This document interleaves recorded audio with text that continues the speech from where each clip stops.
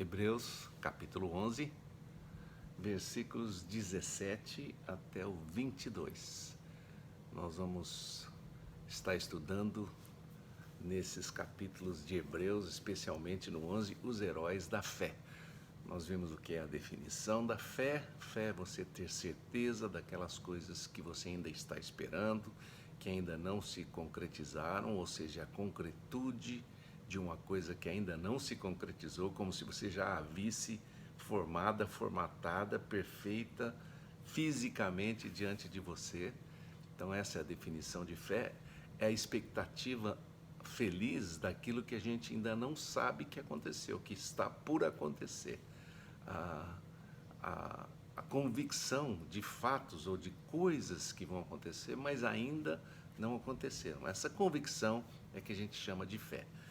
E hoje nós vamos estudar um pouquinho dos patriarcas da fé. Patriarcas que eu digo foram os primeiros. Abraão, seu filho Isaque, filho dele Jacó, o filho de Jacó, José. Abraão, Isaque, Jacó e José. 4 gerações. Bisavô Abraão, o avô Isaque, o pai Jacó e o filho José.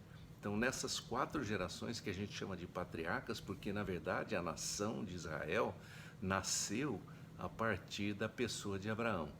Foi o chamado de Abraão, que não era nem judeu, na verdade era da Caldeia, para sair da Caldeia e para iniciar um novo povo, uma nova formatação do que significa andar com Deus, ouvir a Deus, seguir a fé. E porque ele atendeu essa voz, porque ele atendeu esse convite, porque ele saiu da sua terra, porque ele deixou tudo para trás e atendeu a voz de Deus, isso é que o tornou o pai da fé como ele se tornou, tá bom? Então hoje nós vamos olhar um pouquinho, nós já vimos outras coisas sobre Abraão. Na verdade, a vida dele merece um estudo à parte, separado, porque tem tantas coisas interessantes. Ele casou com essa mulher maravilhosa, Sara, que era uma mulher, segundo a Bíblia diz, uma mulher muito bonita, muito formosa. Então ele passou por poucas e boas nas suas andanças pela terra prometida, porque Sara era naquela época não era incomum você casar com uma prima, não é? Então Sara era aparentada de Abraão, embora fosse também sua esposa. Mas ele passando por aqueles lugares, e cada cidade tinha um rei, os reis achavam Sara muito bonita. Então tem episódios assim muito fantásticos na vida de Abraão. Não menos fantástico do que todos o fato de que quando Sara tinha 90 anos e Abraão tinha 100, tudo bem que naquela época eles viviam muito mais e deviam ter um outro tipo de energia do que do século 20. Mas vamos dizer assim, no entardecer já da vida deles, Deus disse a eles que eles teriam um filho. Eles já tinham tentado ter um filho com uma barriga de aluguel, mas isso é uma outra história para um outro dia. Mas com Sara ele nunca tinha conseguido ter um filho. Sara era estéril, não conseguia engravidar. Além disso, estava velhinha. Ele também estava velhinho. Mas Deus disse a eles: eu vou dar um filho para vocês. E então esse filho é o filho da promessa, é Isaque. Então vou falar hoje dessa primeira geração e a relação de Abraão com Isaque, porque Deus de fato anunciou para ele que ele teria um filho.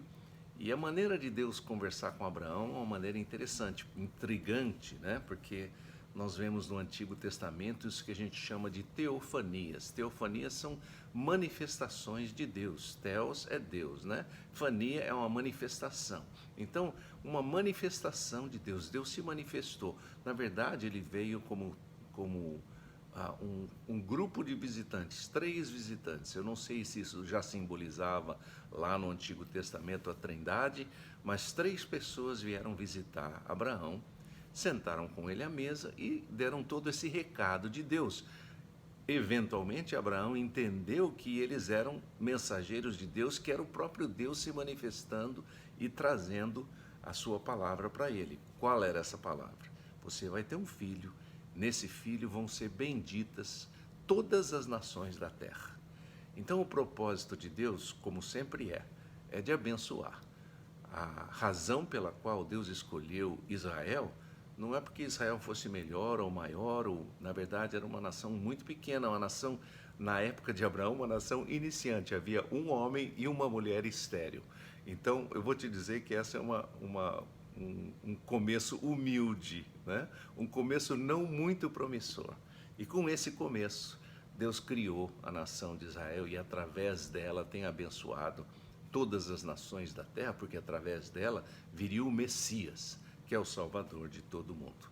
Muito bem, a história de Abraão, então, com relação a Isaac é essa. O filho nasce, ele cresce, eles são amigos, eles andam. Abraão era um homem que cultuava a Deus, fazia seus sacrifícios, como naquela época do Antigo Testamento, oferecia uma ovelha, oferecia um cordeiro para Deus, fazia seus cultos, e com certeza o menino Isaac estava já sendo treinado nisso. Uma coisa que eu queria dizer sobre a fé é isso: a fé corre nas famílias. Por que eu digo isso? Porque a fé fé, na verdade, é confiança, né? Confiança numa pessoa, não é fé na fé. Às vezes a gente pensa na fé como autoajuda, né? Eu tenho fé em mim, eu tenho fé na fé, eu tenho fé que eu consigo. Isso é mais ou menos fé na fé. Não estou dizendo que é errado nem certo, só estou dizendo que a fé bíblica, a fé cristã, é a fé em alguém, é a confiança em alguém, não depende de mim necessariamente como, como sujeito da ação, mas depende do objeto daquela ação. Em quem eu creio? Eu creio em Deus. E assim foi com Abraão. Muito bem. Então, quando o menino tinha uns 14 anos, Isaac tinha uns 14 anos, Deus faz um pedido muito maluco para Abraão.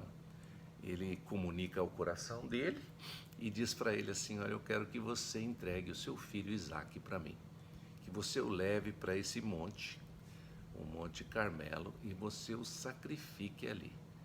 Você o leve para lá e o sacrifique. E Abraão partiu, como ele tinha partido também da Caldeia para ir, sem saber para onde ia. Ele tinha essa confiança meio cega em Deus, meio maluca. Se Deus falava uma coisa, Deus ia cumprir. E ele saiu com o menino e por 3 dias eles viajaram. E essa viagem é muito interessante, depois você pode ler no livro de Gênesis, se você quiser. Mas nessa viagem eles vão conversando e várias vezes o menino que já estava acostumado com os sacrifícios fala para o pai: olha, pai, eu estou vendo que você trouxe a lenha para fazer a fogueira para o sacrifício, eu vejo que você trouxe a faca para sacrificar o animalzinho, eu vejo que está tudo certinho para nós fazermos lá os sacrifícios, que ele já tinha feito antes com o pai. Eu só não estou vendo o cordeiro, você esqueceu de trazer o cordeirinho. E Abraão sempre respondia para ele: filho, Deus proverá. Para encurtar a história, eles chegaram até o lugar do sacrifício e Abraão amarrou seu filho e pegou a faca, estava ao ponto de sacrificar o seu próprio filho, quando Deus como que segura a sua mão e grita lá do céu: não, não faça isso, Abraão, porque agora eu vejo que você crê em mim. E aí ele olha para o lado e tem um cordeirinho preso nos arbustos do lado de onde ele estava para fazer aquele sacrifício, e ele entende que, na verdade, é para ele pegar o cordeirinho e sacrificá-lo no lugar de Isaac. É uma história muito dramática, muito tensa. Eu, às vezes, fico pensando que Abraão devia falar para Deus assim: mas Deus, você está entendendo o que você está me pedindo?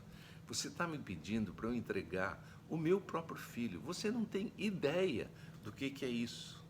Você não pode ter a menor ideia do que significa você ter um filho e você tem que entregar um filho em sacrifício.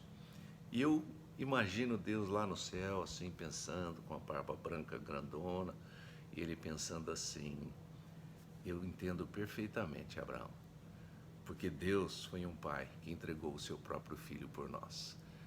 Enfim, essa história de Isaac e de Abraão. E é interessante que o texto diz, nosso texto aqui de Hebreus diz assim: porque Abraão sabia que Deus poderia inclusive ressuscitar o filho, caso ele tivesse que sacrificá-lo. Interessante porque a fé então é essa ousada confiança, e uma confiança sacrificial, uma confiança que confia plenamente no caráter da pessoa que está te pedindo para fazer aquilo. Abraão sabia que Deus não podia mentir. Abraão sabia que Deus tinha prometido a ele que aquele menino ia ser o herdeiro que ia gerar toda uma descendência.